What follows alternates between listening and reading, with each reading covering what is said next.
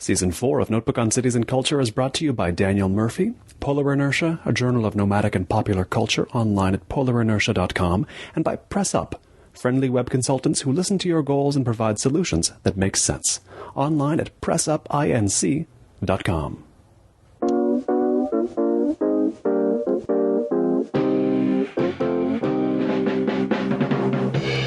Do you remember the first full-fledged Toronto novel you ever read? The first Toronto novel I ever read was probably not a novel. It was poet Dennis Lee's book Alligator Pie. It had a series of books of poems for children focusing on absurdity, very richly illustrated. These were early 1970s, so they were very hippie, informed in many ways. And a lot of the poems, unlike any poetry I'd ever read before, were Toronto referenced. All of these silly rhymes about Spadina and places that any kid in 1970s Toronto would have encountered. There are some very rhymable streets here now that I think about it. Some examples? I don't know, but like a street like Spadina or Bloor or whatever, you can rhyme a lot of goofy stuff with them. Yeah. You know what I mean? Like, it's not necessarily that they rhyme with each other or that they rhyme with real things, but you can get a lot of nonsense out of these streets, I would imagine. Yes, that's true. And later in the interview, I should grab you one of the Lee books and maybe read a couple of the cute little rhymes. Dennis Lee is interesting because he won the Governor General's Award for Literature in Canada. That's a very important prize for a 1968 book of poems called Civil Elegies. And it was kind of declaiming the notion of how should a country be, in essence. It was a very serious book, Toronto-focused, but also widening to the notion of the country at large. He was largely responsible for a kind of a communal student housing project at the University of Toronto called Rochdale, which is a fascinating little short period in the city's history. So then he wrote all of these children's poems that are kind of psychedelic in their way, a little bit pedantic at the same time, but fun, engaging children with literature and, of course, the city that they knew. A very multifaceted man, fascinating for Torontonian, for anybody looking for an entry point into how complicated this city can be. It's a city with many entry points, literary and otherwise. We're coming to you today from Toronto, of course. This is Notebook on Cities and Culture. I'm Colin Marshall, speaking today with Amy Lavender Harris. She is the author of Imagining Toronto, a study of, I was going to say literary study, but it's more of a study, a book-length study of the literature of Toronto and how Toronto is imagined in literature. She's known for that, in addition to being a geographer here at York University. But tell me, it's from that point on, were you reading these poems and then you realized there was a literature of Toronto, or did it take longer than that? No, you can insert a gap of about 30 years, actually, in which I lived in suburban areas and then in eastern Ontario, so away from the Toronto orbit. And I returned here in the late 1990s. I was a graduate student, and it was a time when a number of Toronto books had recently been published. Anne Michael's Fugitive Pieces being one of them. It was one of the first Toronto novels I read upon returning to the city. Also, Michael Ondaatje's novel In the Skin of the Lion, which everybody mentions. Why do they all mention it? Talks about it. I don't know too many people who've actually read it all the way through.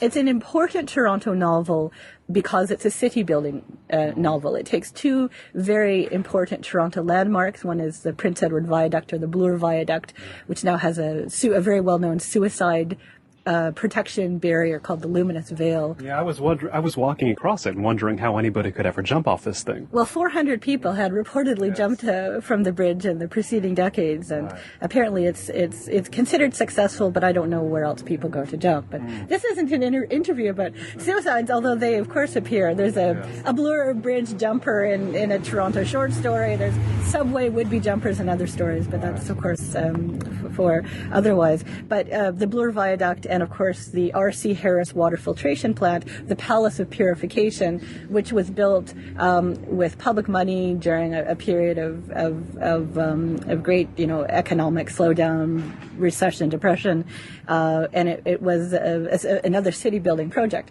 And so Ondaatje took these two sites and use them to represent ideas about city and city building and the reality that so much of the city is being built by immigrant labor, Macedonians, Greeks, Italians, and so forth. And Ondaatje is a very internationally known poet, novelist. His works tend to they're not strictly linear. And I have a feeling that one of the challenges people have when they encounter In the Skin of a Lion is expecting a linear story. But, of course, you're not going to get it from Ondaatje. You're also not going to get it from Toronto. It's true. And he's, of course, you mentioned his non-linearity. And despite that, he's, certain writers, you talk about these non-linear, unusual qualities of their work, and they're often not very popular, but he's quite well known. I mean, more than quite well known, Michael Ondaatje. Also, you mentioned Margaret Atwood. There's those two. Who else are who are the sort of best-known Toronto writers you call upon in imagining Toronto? I would say that our best-known writers internationally are not actually the Ondaatjes and Atwoods. They are people like Rohinton Mistry, who he's a South Asian Indian writer who's lived in Toronto for decades. He actually doesn't write very much about Toronto, but he's lived here in a suburb or in the city for many years, and you can feel Canada or Toronto in his renderings of the small, sub-compartment, sub-district of an Indian city that he writes about. Also, other people like M.G. Fasanji, who has lived in Toronto for many decades. One of his best-known novels, at least here, was published in the early 1990s. It's called No New Land, and it's the story of a family and a community of folks from Dar es Salaam in East Africa. A lot of Indians had been expelled by the post-colonial African regime, and they came to United States, they came to London, and they came to Toronto. And that novel, I think, is standout in many respects, and it's very well known internationally, especially among South Asians, because it captures the sense of dislocation, the sense of an impermanent arrival, the no new land that you never quite belong to, and the whole spatiality of that. A lot of, when I've gone to Canadian studies conferences in Spain and Germany, and people are often fascinated by what you might think of as either obscure writers, novelists, or people who you don't associate with Toronto at all. My mind has gone blank, but there's just a lot of, Barbara Gowdy, for example, is a Canadian novelist who's written some novels about Toronto. They're very well known in Germany. Michael Redhill, whose Toronto novel Consolation was longlisted for the Booker Prize in 2006 or 2007. Consolation, which is a historic novel about Toronto, is far better known in Europe than it is in here. So, of course, the names like Atwood, Ondaatje, Alice Munro, who's set some of her stories here in Toronto, are well known. But when you get beyond, say, the white or European or American Brit audience, it's different writers who will stand out. Now, you were asking me about my introduction to Toronto literature, and I said when I come back to Toronto as an adult, to a city I no longer really knew. I was reading Anne Michaels and Michael Ondaatje and some short story anthologies, because those are a great way to know a city's literature, is to read collections of short stories. It's an easy entry point, the investment is low, and you get a smorgasbord of a city very quickly. But it was actually when the department where I teach had said, do you want to create a new course? Anything you want. And I said, I love to read novels about Toronto.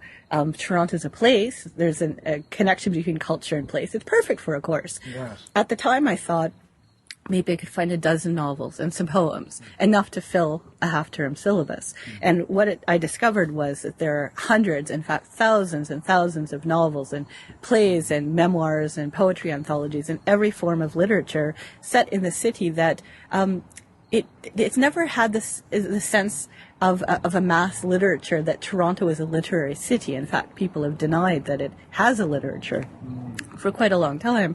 So I was stunned to discover that there's so much literature that engages with a city.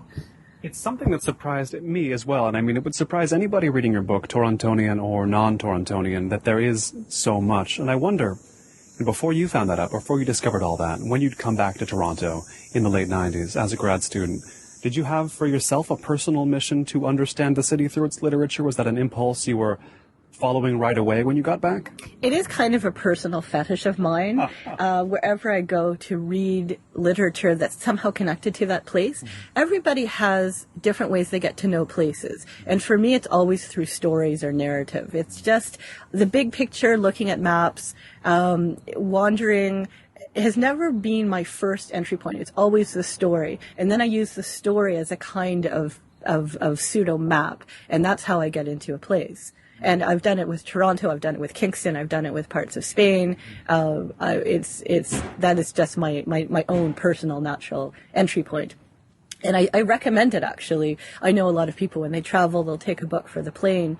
But do it before you travel. And again, collections of short stories will get you in there pretty fast. Right. Now, there's certain themes that somebody might expect Toronto literature to deal with. For example, the much discussed multiculturalism of Toronto, and you have a section in the book, The Myth of Multiculturalism, which means more that multiculturalism is a foundational myth of the city, right? Less so that it's not true that there are multiple cultures here, but that that is the myth upon which the city stands, right? It is in many ways, actually. And how I think of it, of course, Toronto is very culturally diverse, but there are many cities now are very culturally diverse. In Toronto, in fact, we have this belief that the United Nations has formally declared Toronto to be the most multicultural city in the world, and that never happened. So why do they believe it here? I think of it as our creation myth. I see. And I write about this in Imagining It doesn't Toronto. matter whether it's true. It's like a turtle creating the world or whatever. Well, except for that all creation myths have their origin in some version of reality. Right. In Turtle Island, which is the First Nations narrative of the creation of North America, when you think geologically, it's not illogical. So it's not complete fantasy. Right. And as very well-known First Nations writer, advocate, Thomas King has written in his book, A Native Narrative. It was a Massey lecture. It was a very well-known Canadian lecture series, radio lecture series. He said, it's turtles all the way down. Yes. And it's kind of like, it's this joke about creation. But the myth of the multicultural city is Toronto's creation myth. What do creation myths do? They help draw people together. They give them a common sense of origin. And they also, at some point, can become destination myths. So where are we going to go? What are our values? Who are we? How do we distinguish ourselves culturally? What's our identity? And the thing in Toronto is that as cities go, it's not all that old. I mean, 200 years ago, there was a very small city of a little over 1,000 people, in kind of a swampy edge of wilderness. It had been inhabited by First Nations people for many thousands of years. It had a French presence, of course, 12,000 years ago. It had still been covered with the remains of the Pleistocene glaciations. So no wonder it's a short history. But for most of Toronto's history, its living population, the majority of it was not born here. It's true now. It was true 150 years ago. So we don't have a sense of shared history like people do in some countries or regions where there's a continuous history of inhabitation. We don't have that. And we may not even have a common cultural language. We speak so many languages in the literal sense. We have so many cultural identities. We have competing commitments in many cases. So I think the myth of multiculturalism helps give us a framework for understanding that, or acknowledging that we have to deal with difference every day of our life. So it's not so much that we are effectively multicultural. I mean, we have the numbers, but it doesn't mean that that there's social equality, for example, or that everybody feels they have an equal place in the city. But it means that we understand there's this thing we have to grapple with, and that's multiculturalism, and that makes up for some of the history we lack. I mean, there's many other metaphorical, thematic things in Toronto literature that make up for that lack of history. It's interesting with a lot of what you just said, you could have been describing Los Angeles, except for Los Angeles's foundational myth is not multicultural, it's more a foundational myth of personal freedom, something like that. I mean, that you can come to Los Angeles and do whatever you want because there's not that much history and because people are generally not born there, nothing's really pinning you down. You know, other things may be, but none of the usual stuff, none of what you escaped from in the eastern cities is pinning you down. Is there that in Toronto literature as well, this idea that there's more freedom here than where you came from? I think that people, when you ask them, would acknowledge that, but I think they would do so grudgingly. Really? The notion of life, liberty, and the pursuit of happiness, of course, it's an American value. Our constitutional founding set of principles is peace, order, and good government. And Canadian public intellectual John Ralston Saul has written in a number of they're like philosophy light books, and he's always tackling the problem of Canada. And he calls Canada a soft country, and he explains what he means at length in a couple of his books, and essentially means we're stuck having to negotiate things perpetually.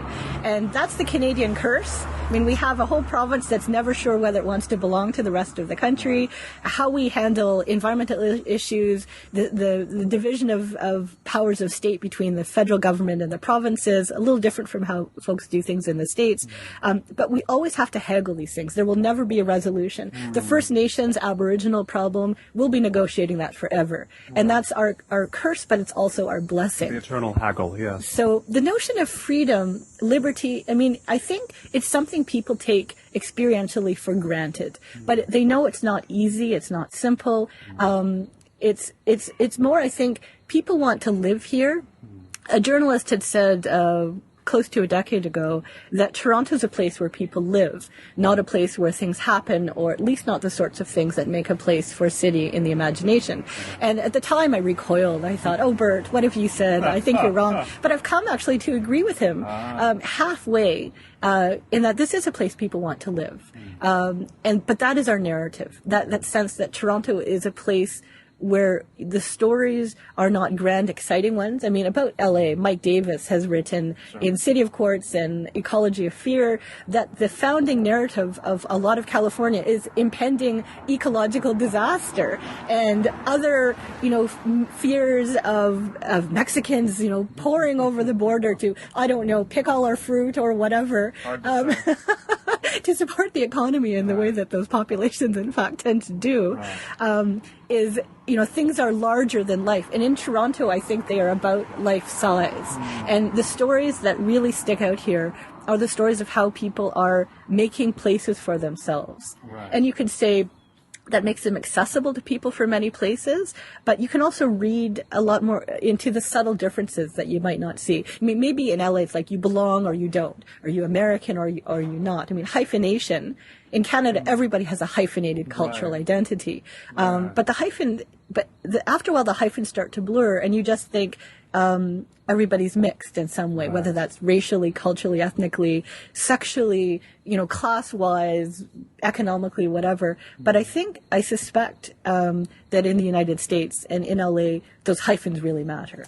It depends on whether you were born in the States or not. I feel like in Los Angeles, though, with the hyphens we drop those in favor of saying, well, there's the Armenians up there in Glendale, there's the Koreans there in Koreatown, and here's where the Chinese are in the San Gabriel Valley. It's more of a reference directly to the nationality.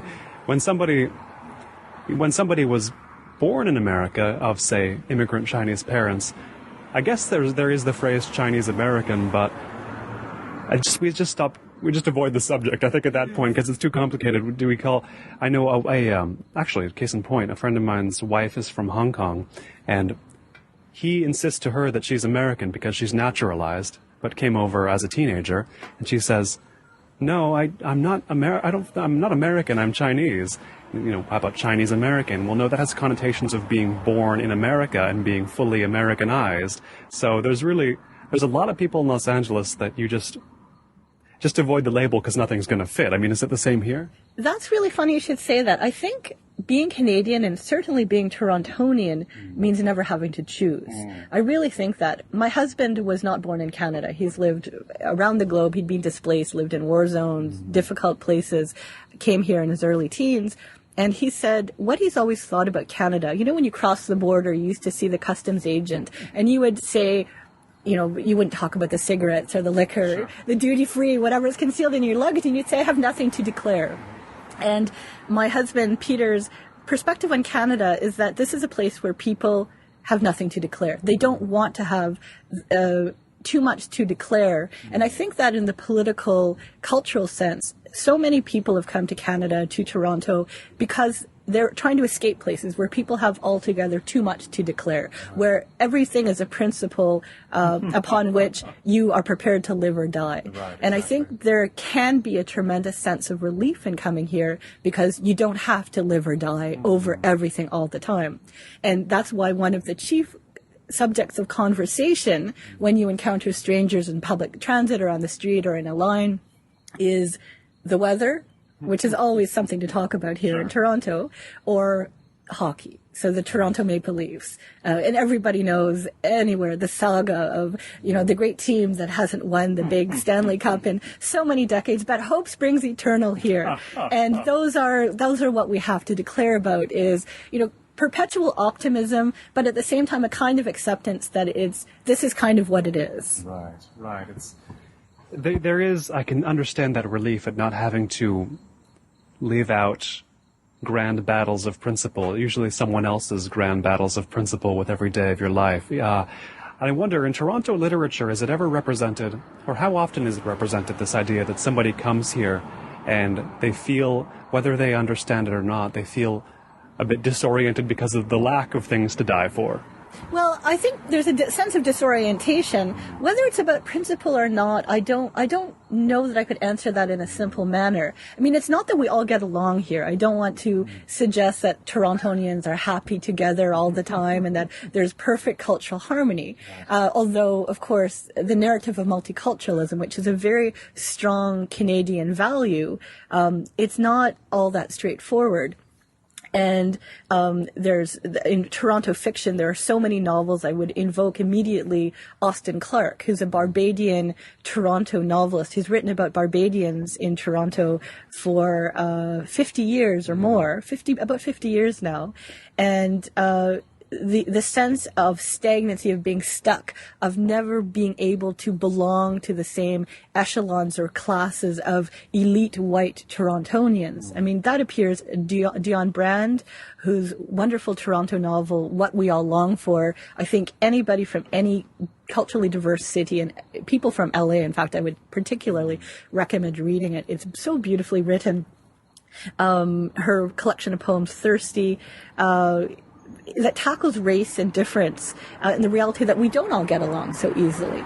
And you mentioned that, Armenians are different cultural communities in the LA region. We have those too. I mean, we have ethnic enclaves, where the Jews were, where they are now, where the Caribbeans tend to go, whether they're from Trinidad or the Maltese. I live in a formerly Maltese neighborhood. Little India, Gerard India Bazaar, which used to be a downtown community that is now resident in several suburbs, Brampton, Mississauga.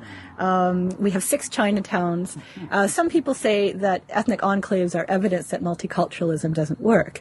There's a geographer, social planner of considerable Canadian note, Mohammed Kadir, who's done a considerable research on ethnic enclaves and pointed out that they shift around over time, that like any neighborhood or community, they are subject to changes as the community changes. And he has pointed out all of the valuable things an ethnic enclave can do in terms of providing support services for newer arrivals, all kinds of shopping, religious, every kind of service, but that over time people need them less, or they need different services and they move around.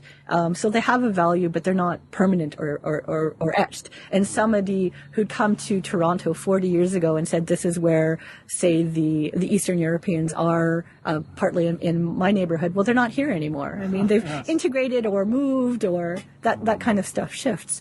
So we do have these. We have the fetish of multiculturalism. We have street festivals like Caravana, which is a celebration of Caribbean identity. We have Pride, which is a very huge gay parade. We had World Pride here this year. We have a gay village. But of course, the gay village is dispersed like every other cultural community over time. So it's not exactly that we all get along or that we don't get along or that there's these sharp divisions. I think getting back to the notion of multiculturalism and not having anything to declare is that we accept that we have to live together. I mean, American cultural theorist Stanley Fish wrote a really interesting essay in the late 90s called Boutique Multiculturalism. And he talks about boutique multiculturalism, this fetish of dancing together in the streets. Sure. But what happens when the costumes come off? And he says, he invokes Canadian philosopher Charles Taylor, who's a philosopher of multiculturalism. And he says, what we need is inspired ad-hocery. We have to make it up as we go along. I have a background in labor relations. I've extensively trained in negotiation, and the thing about negotiation or the thing about culture is that you have to, the first thing you have to acknowledge is that you have something to argue about.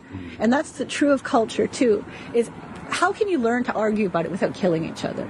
And as Fish says, learning to live together without coming to blows.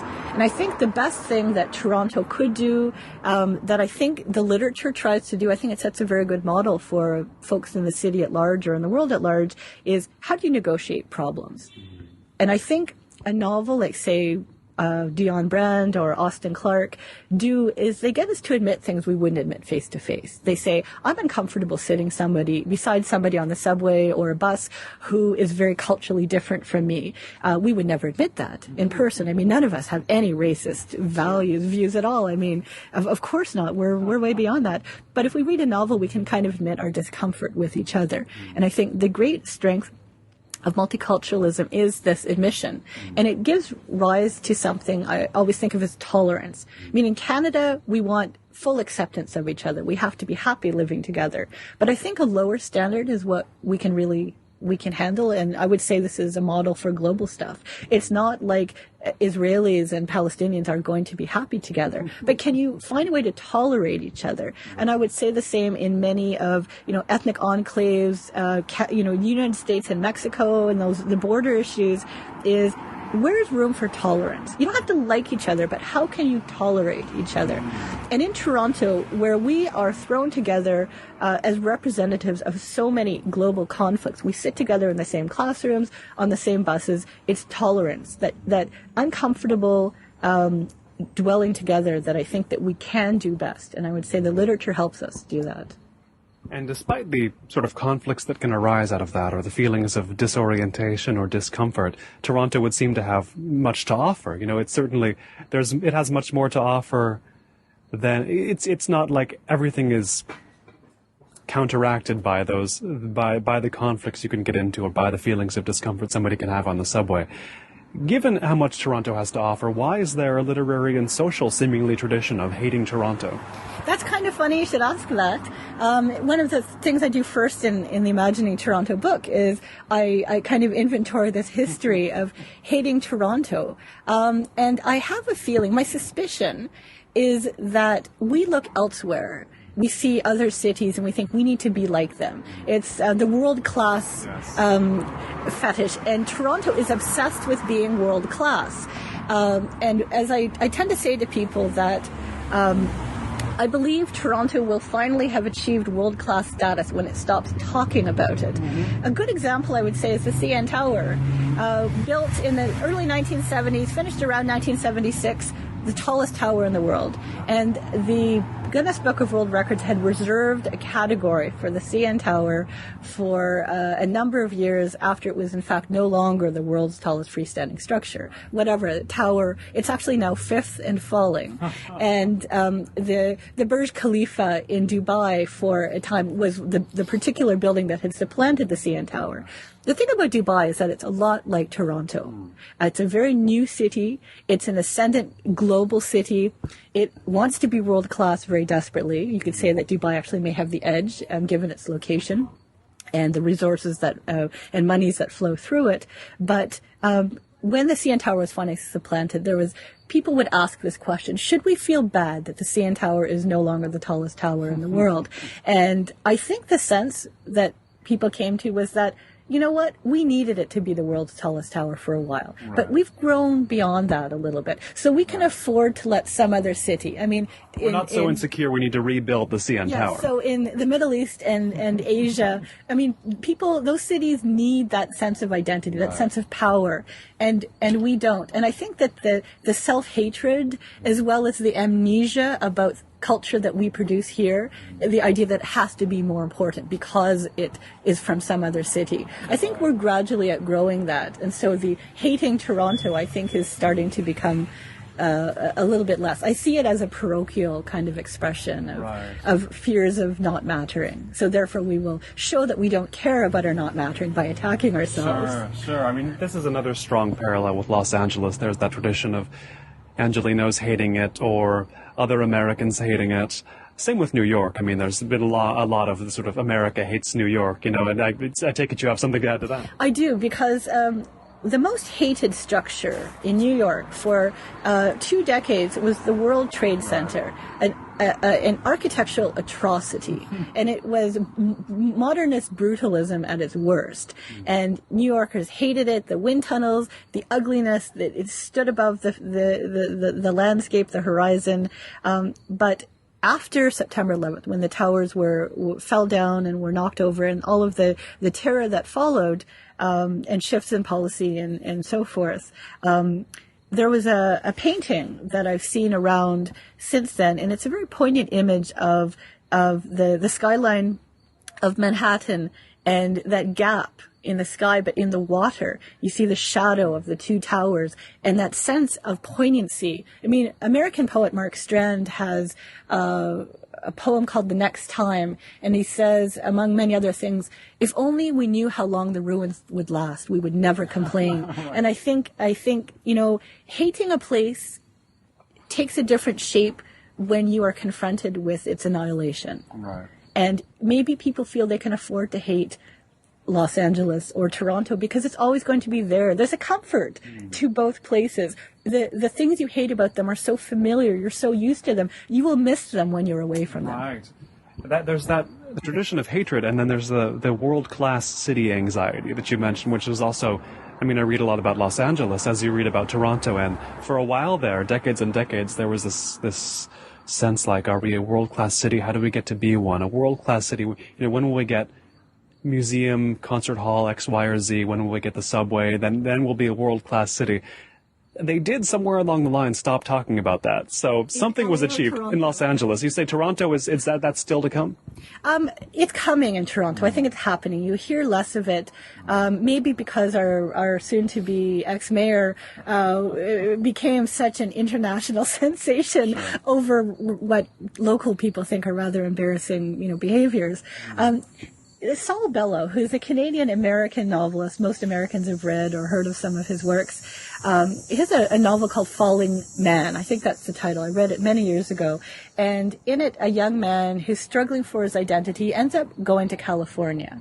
And the way he describes California at the time, so think maybe, early mid-century, mid-20th century, the way he describes California is if it's this place where people who are loose, they kind of roll or flow to like marbles rolling to the edge of the earth. And I'm assuming that for LA, that sense of identity is being a place where people ended up. It's the end of the earth. It's the end of the states. They tilted the country and everyone loose fell down there. Yeah. And that's pretty much what Saul Bellow argues in the novel. And there's so many things that could explain that for LA. Being on the very edge, being so removed from centers of power. Historically speaking, of course, LA is it's a global city. It has connections with the Asia-Pacific Rim that make it in some ways more important than New York or Chicago, which Chicago had been the trade center in the United States for quite a long time.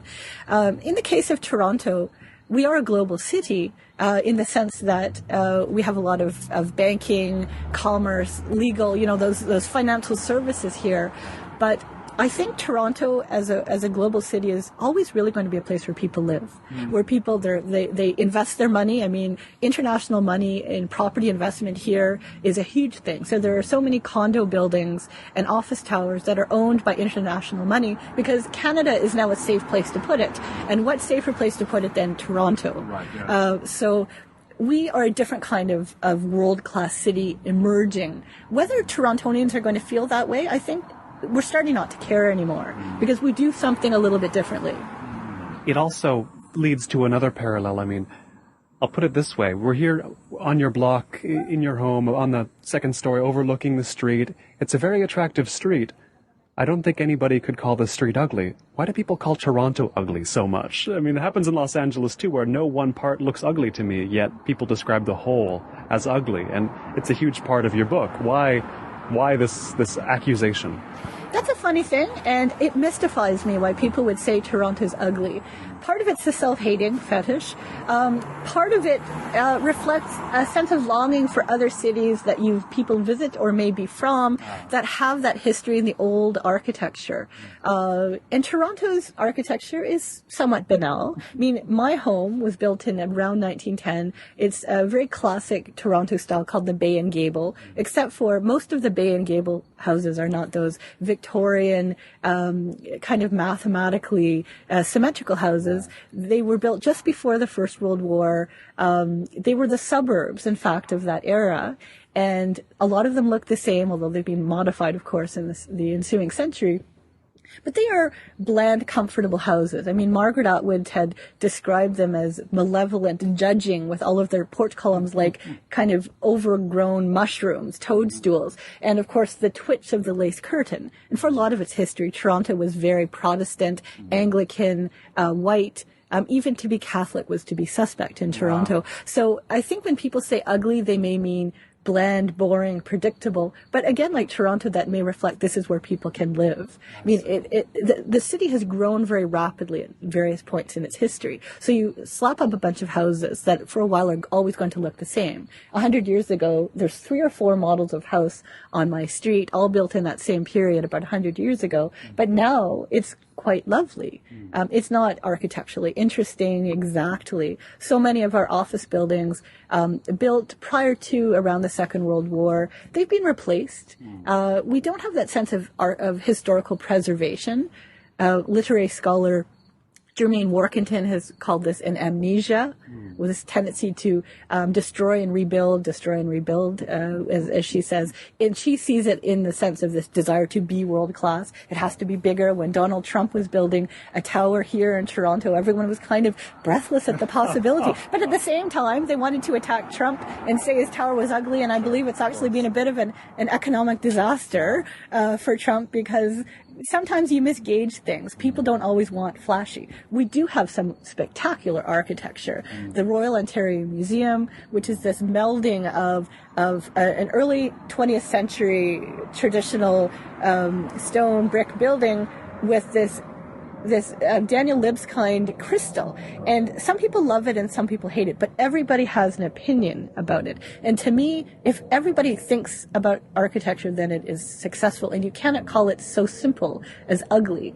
You have to say it, the Art Gallery of Ontario, which looks to me like the prow of a Viking ship. The CN Tower, is coming into its own.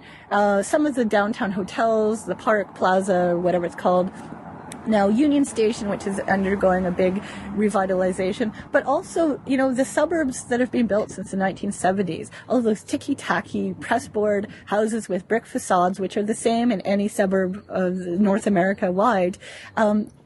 But I know some of those that were built in the late 70s, early 80s. And when I go back now and I see how they've been modified, how the trees have grown up, I look to my own street and I say, in a century, this has transformed from being banal, monolithic to being very diverse. And I think it's not ugly. It's something that changes slowly, but it isn't old. And I think that's what they mean. Yeah. Old and venerable. There's the old thing, but also it seems the idea of a natural setting, a striking natural setting, like they'll talk about Vancouver or San Francisco and say, oh, what if we had that sort of dramatic nature around us? But in a way, those cities are also victims of that.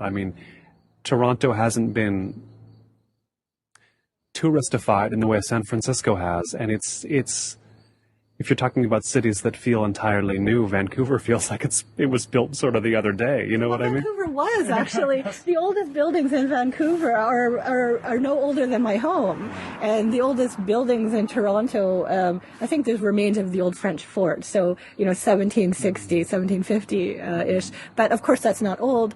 But Canadian style, the oldest buildings are 300 or 400 years old, and to Europeans, that's that's the outhouse. I mean, that's the most recent outhouse. Sure. That's, after the Normans had invaded, well, we had to build this. Right. And it wasn't, of course, as grand as the castle that had preceded it. I mean, in North America, we don't have that kind of history. And we've, of course, obliterated a lot of the Aboriginal, villages and communities and evidence of that inhabitation, although we're starting to find it again. Right. But, Toronto's called this flat city. We don't have mountains. We don't have the sea. We have a lake that we've turned our back on largely because we've cut it off with an expressway. But one description of Toronto is its ravines, of course. It's the most prominent natural setting here. And Toronto has been called the city of mountains inverted. So we don't look up. We look down into the ravines, and the ravines, there's half a dozen rivers that flow through the city down into Lake Ontario. And those ravines, those river systems have important geological connections to the post-glacial history of the city, how the city, part of it's on a rise of land, and then you go down into where the city core is. That's the old edge of an ancient lake bed, Lake Iroquois. How you can trace the geological past of Toronto very quickly. I'm a cyclist, so when I'm biking across the city, I can tell you it's not flat.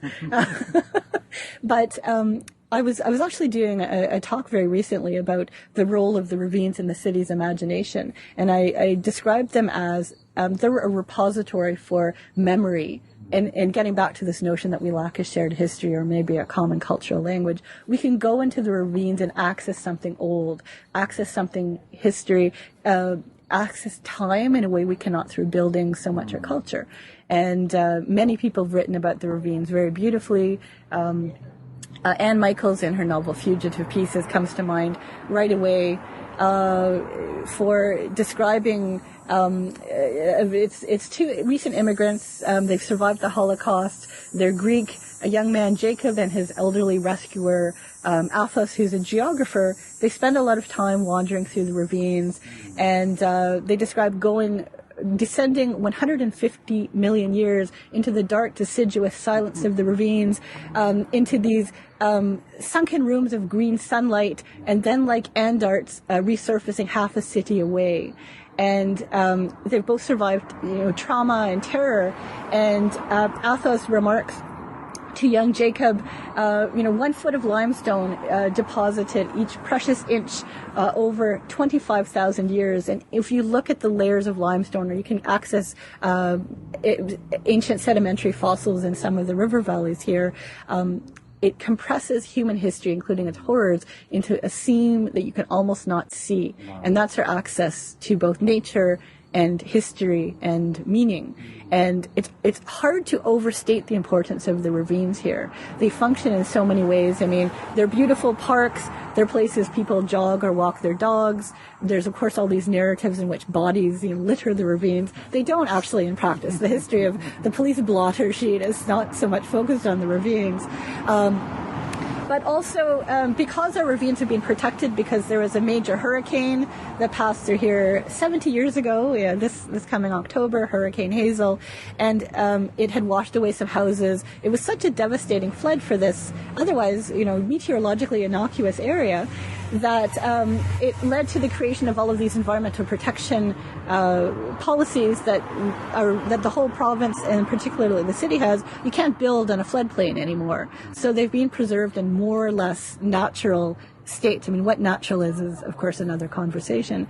But a lot of those ravines are adjacent to inner suburban, so neither downtown nor suburb, high-rise residential communities that are inhabited primarily by recent immigrants. And how they use the ravines is quite fascinating, and that's kind of the future of culture and nature in the city. These giant extended family picnics down, say, in Eglinton Flats along the Humber River, a beautiful park where if you go into the bushes along the river, there's lots of deer, there's heron, there are salmon, there's other fish.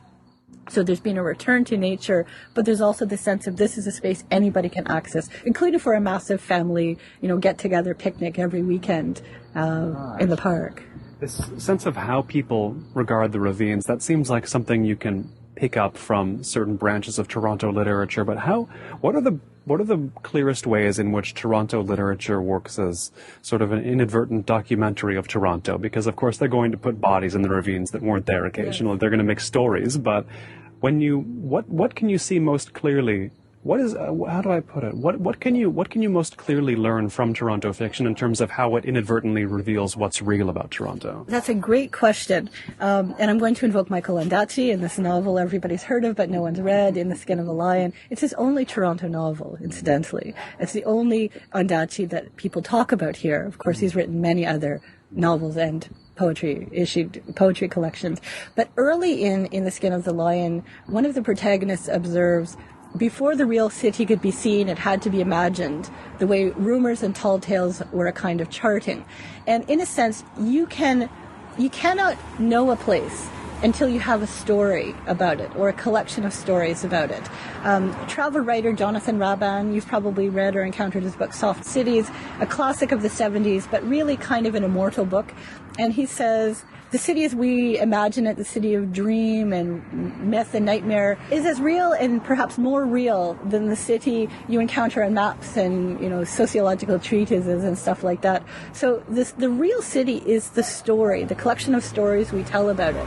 And so when you look at the stories, you can look at Toronto, a map, and say it's all grid streets, it's all boring, bland, there's nothing to see here. So, but set that aside for a minute and get into the stories, and you see all of our fears, our aspirations, our dreams, our myths, everything that Jonathan Raban or Ondaatje might suggest, they are in our stories. So multiculturalism being our creation myth, is cultural conflict, culture, race, appear over and over and over in fiction.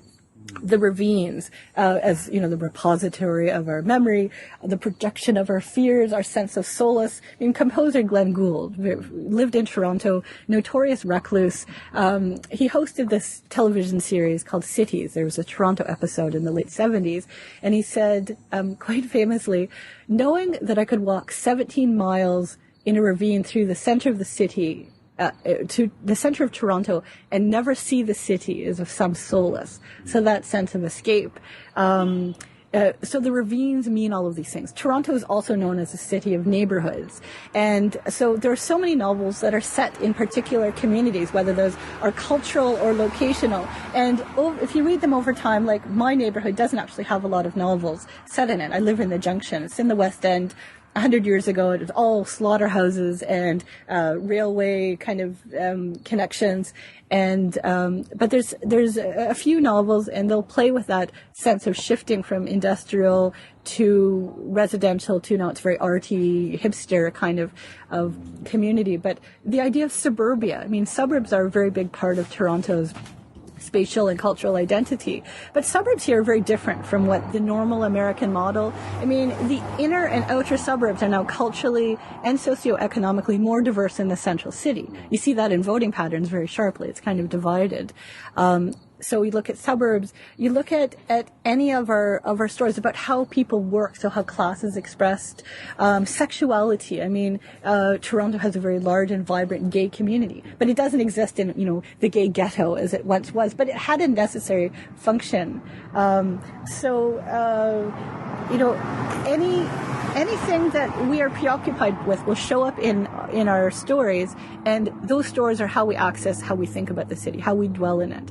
So we know it through our stories.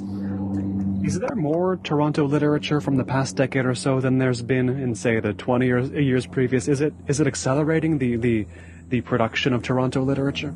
I think so, but it's not just in the last 10 years. I mean, every time somebody discovers Toronto literature, they say it's new, it's recent. In all truth, in Canada, there was a great flourishing of cultural production around 1967, which was the 100th anniversary of the country's birth, Confederation. And there was a lot of funding. I mean, in Canada, literary production is very much a government-funded, supported thing. And while one can criticize that, say it's not, market-proof, at the same time, it's also much more diverse than if it's simply funded or supported by the market. I mean, people buy books here too, and sell them to the extent we still have independent bookstores. There seem to be quite a few around. But the oldest Toronto novel I know was published in 1831. It's by a kind of a country builder, John Galt. It's called Bogle Corbett. And in it, he talks about the importance of multiculturalism in Toronto in 1831. And plenty of late Victorian, lots of stuff through the early 1920s, 30s, the war period. I mean, one of our best-known early novels, published in 1960 by a woman named Phyllis Brett Young. It was called The Torontonians. It was optioned for film. It was released in Britain and the United States, sold hundreds of thousands of copies. So in the day, a very, very large sale. It's totally forgotten. It was reissued in 2007. But it was like a suburban satire. It's a hysterically funny, mannered novel. It's kind of like a proto-feminist book as well. It's like Betty Friedan's The Feminine Mystique, but it was published 3 years before Friedan's book came out. So, exactly. So, literary cultural production is certainly accelerating. There's more things to say. So there's kind of like a logarithmic increase. Dion Brand told Vanity Fair magazine a bunch of years ago that the literature is always still catching up with the city and with the city's new stories. And I think Toronto has so many new stories that there's a story for everything. And there's also, I think, a sense that more people can write, that I too could have stories that are worth telling. And I think you see that gradually over time. We'll see that catching up. The Torontonians was optioned as a film, and there's movies shot in Toronto. Yeah. How many Toronto stories really make it into film, as in both shot here but actually set here, or even made from Toronto literature? Hundreds. Now, I'm not a film expert. What I would do is point you to Jeff Pavier's really excellent book, Toronto on Film. And it was published by the Toronto International Film Festival. We have one of the larger international film festivals.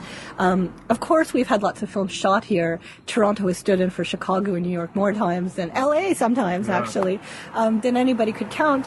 Partly because our dollar was cheaper. There were trade advantages to shooting films here. But Toronto has also appeared in many hundreds of films. I can't, raffle off the top of my head examples, but Jeff Pavier's book, Toronto on Film, has, I think he talks about almost 200. And, he gives you a little bit of a thematic sense of what they represent about Toronto. I mean, often crime is the feature. I mean, there's also a genre in literature, lots of crime thrillers set in Toronto, so it goes to show you people don't just live here, they also kill here. True. I can see that being the Canadian idea of Toronto. That's where the crime is. Like, the sort of American idea about New York, that's where all the crime is going on, in that one city. The idea that, does it persist, the idea that the locus of crime must be one city and the biggest one? Possibly, but that would be more a Canadian literature question. You go to the big city where your soul is destroyed. I mean, I think that's a trope in Canadian literature that, there's so much writing about small towns which are all filled with, fishers or fishing boats and, or poor starving farmers and incest and, all those kind of rural small themes. Can I say that on your podcast? Is this what Canlit is, by the way? That is a stereotype of Canlit.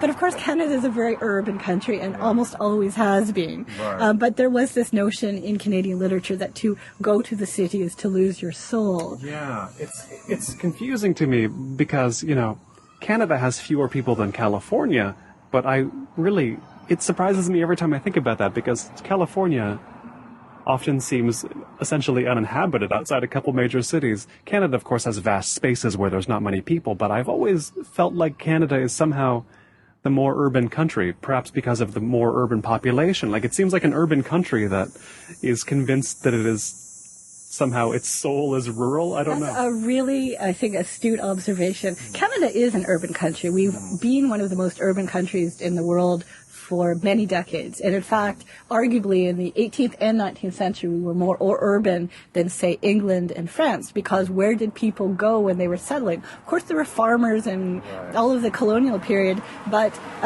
there were so many services that were needed to be urban. Of course, urban, you can think generally, it's not high rises.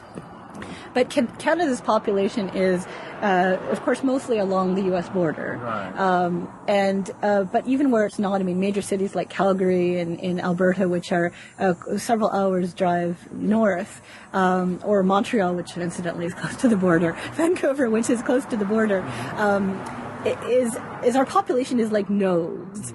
Margaret Atwood many decades ago had called it, and she probably was borrowing from Northrop Frye, the garrison mentality. So a garrison is a kind of a fort against the wilderness. That's actually, I think, factually incorrect, but the descriptive reality of settlements, fur trading centers, railroad depots, where did all of the grain get shipped? I mean, there were farming centers. So all of those networks are very important in Canada, but they're important in the United States too. And if a lot of California is uninhabited, it's arguably because it's uninhabitable. Right. I mean, in many ways, it would naturally be a kind of desert.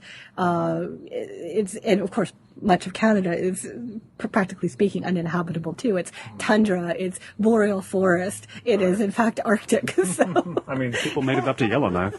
And given the kind of winter we had last year with polar vortices, you could argue that Toronto is sometimes uninhabitable as well. There's that problem. Yeah, in Canada, nature really makes its way into the city, it seems, in a dramatic way. So there's that too. Why do Canadians seem to think of themselves as so rural, despite evidence to the contrary? I think that it is successful marketing of our publishers for so many of the stories which were not urban. And of course, we're not supposed to have urban stories. We're not supposed to write about, as Russell Smith, a Toronto novelist, and was on the show recently. Okay, and a newspaper columnist. He published some of the early, really modern, hipster Toronto novels in the 1990s and into this decade. And he used to kind of rail against this. The rurality. But in fact, I mean, there's another Canadian writer, scholar of considerable note, Stephen Hennigan, who has railed against the urbanity of Canadian literature and claimed that there was a kind of conspiracy for literary awards and publishing that was centered the corner of Bay and Bloor, which is one of the main intersections in Toronto. So that cleaves both ways, that Toronto sees itself as the center of the universe, and it's remarkable. There is a myopia here. You go outside of Toronto and suddenly you feel like blinkers have been removed from your eyes, because you can see that Toronto is only the city of, up to 5.5 million people if you include kind of the suburbs around it. Right. And it's important, but there's a Canada outside it that you see it as a bit of a cartoon, frankly, when you spend too much time in the city. The rest of Canada. I was interviewing somebody in Vancouver who was saying, he shared a local joke about Toronto. He said, how many Torontonians does it take to screw in a light bulb? 1, to hold the light bulb, and then the whole world to revolve around Toronto. So, but then he said, he admitted, he worked for the CBC, and he's like, our internet traffic plummets here at 2:00 because that's when they go home from work. So they stop being on our website so much, So he admitted, we think the world revolves around Toronto, but it's undeniably where the population mostly is, right? Yes. Although at 2:00, when they turn off the radio, they go get into their cars and they drive out of Toronto to the cottage country regions north of the city to escape it. So that's true. We like to have our cake and eat it. We like to have our country and eat it too. Indeed. Should we close out with one of these psychedelic poems, the Dennis Lee? All right. So I guess we're going to close off. I'm going to do a very short reading from Alligator Pie. It's one of very noted Canadian poet Dennis Lee's books, published in the early 1970s with these very psychedelic illustrations. Children, I was born in 1972, and all through the 70s and early 80s, everybody encountered this book. We have a visceral connection to it. So I'm going to read you a short poem called Bed Song, and it invokes many very recognizable Toronto streets and places, and of course it has that absurdist quality to it. Yonge Street, Bloor Street, Queen Street King, catch an itchy monkey with a piece of string. Eatons and Simpsons and Honest Eds, give him his pajama pants and throw him into beds. And of course, the Yonge Street, Bloor Street, Queen and King are very, very important historically downtown streets. Eaton's and Simpson's and Honest Ed's are the names of three venerable retailers. Eaton's no longer exists. The Eaton family.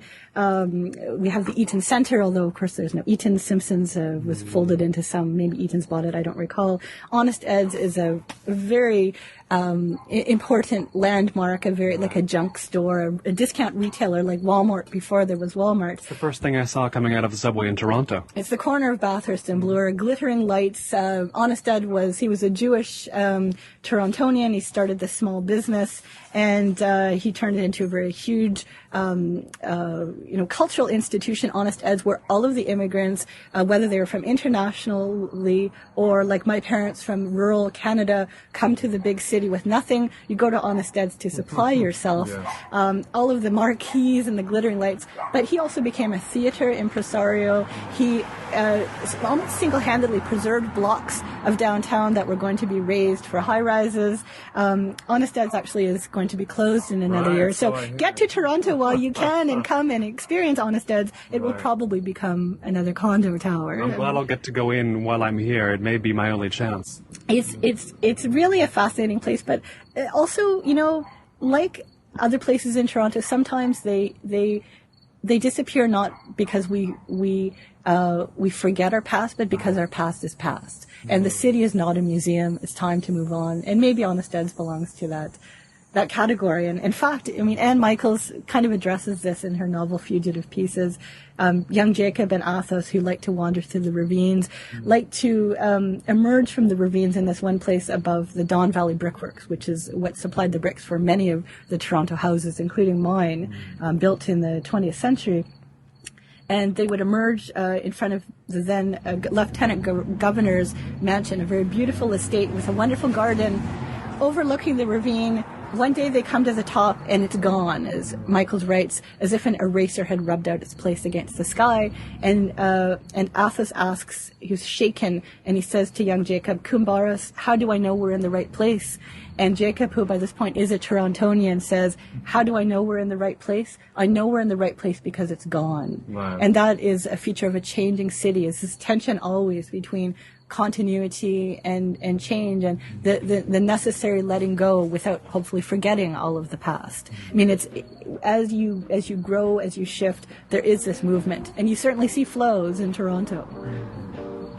I've been speaking here far from Honest Ed's, but in Toronto nonetheless, in the Junction, with Amy Lavender Harris, author of Imagining Toronto, a study of Toronto as imagined in literature, and as well a geographer here at York University. Amy, thanks so much. All right, thank you very much, Colin. This has been Notebook on Cities and Culture. I've been Colin Marshall. You can keep up with the cultural creators, internationalists, and observers of the urban scene on the show at colinmarshall.org. Thanks. Special thanks to everyone who backed Season 4 on Kickstarter, including Joel Neville Anderson, Daniel Levin Becker, Paige Calvert, Commander Manvark, Jonathan Crow, John Cunningham, David Dawes, James DeVito, Tim Dobbs, Paul Doyle, Jake Elliott, Kevin Emmett, Lawrence English, Jonathan Filbert, Andrew Philippone Jr., Michael Fransky, John French, Themistocles Eucrucius, Will Graham, Umberto Grant, Samuel Hansen, David Hayes, Jeff Hillenbrand, Mark Hines, Andrew Johnstone, Tadeusz Andrzej Kodlubowski, Peter Kavanagh, Ted Kane, Andy Cooney, Evan Landman, Alfred Lee, James Maloney, Sean McDonald, Alberto Bruzos Moro, Jason Miller, Rob Montz, Daniel Murphy, Richard Nash, Aidan Nullman, Patrick O'Flaherty, Danny Olson, Michael O'Regan, Ian Blosker, Christopher Porter, MJ Pritchett, Piers Rippey, Rob Schultz, Todd Shimoda, Cam Smith, Deborah Smith, Adam Sutherland, Maureen Kincaid Speller, Anna Traher, Thomas Unterberger, Matt Warren, Nick Weigelt, Dion Wolf, Cynthia Yang, and Wayne Wright.